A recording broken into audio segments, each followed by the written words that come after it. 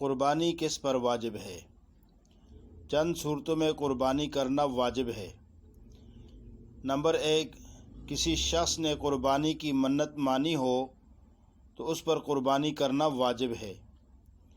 کسی شخص نے مرنے سے پہلے قربانی کی وصیت کی ہو اور اتنا مال چھوڑا ہو کہ اس کے تہائی مال سے قربانی کی جا سکے تو اس کی طرف سے قربانی کرنا واجب ہے۔ نمبر 3، جس شخص پر صدقہ فطر واجب ہے اس پر قربانی کے دنوں میں قربانی کرنا بھی واجب ہے۔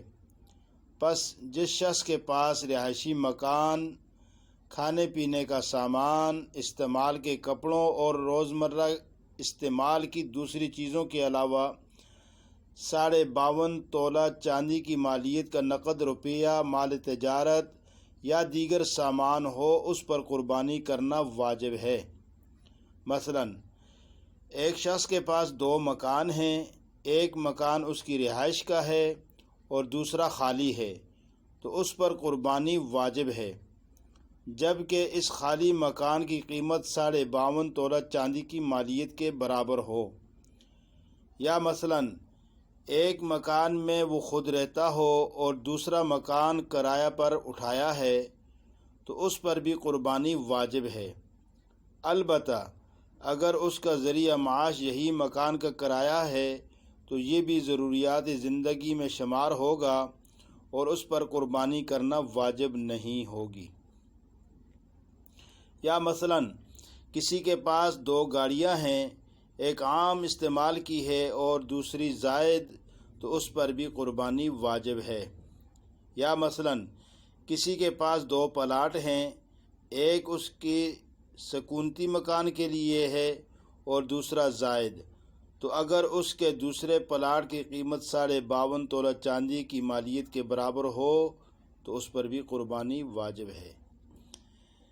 عورت کا مہر معجل یعنی جو ادا کیا گیا ہے، اگر اتنی مالیت کا ہو تو اس پر بھی قربانی واجب ہے۔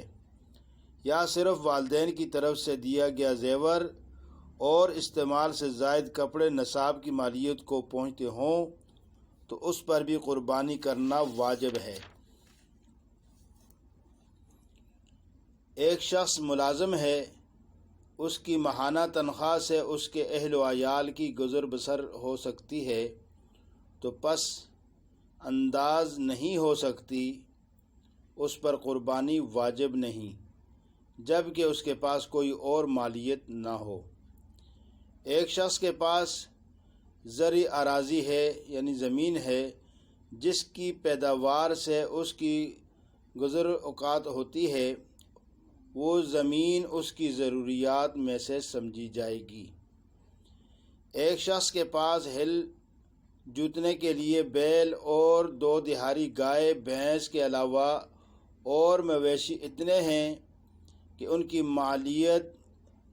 کی مالیت نصاب کو پہنچتی ہے تو اس پر قربانی کرنا واجب ہے۔ ایک شخص صاحب نصاب نہیں، نہ قربانی اس پر واجب ہے، لیکن اس نے شوق سے قربانی کا جانور خرید لیا تو قربانی واجب ہے۔ مسافر پر قربانی واجب نہیں۔ اللہ تبارک و تعالی ہم سب کو علم کے ساتھ اپنے اس حکم کو پورا کرنے کی توفیق عطا فرمائے۔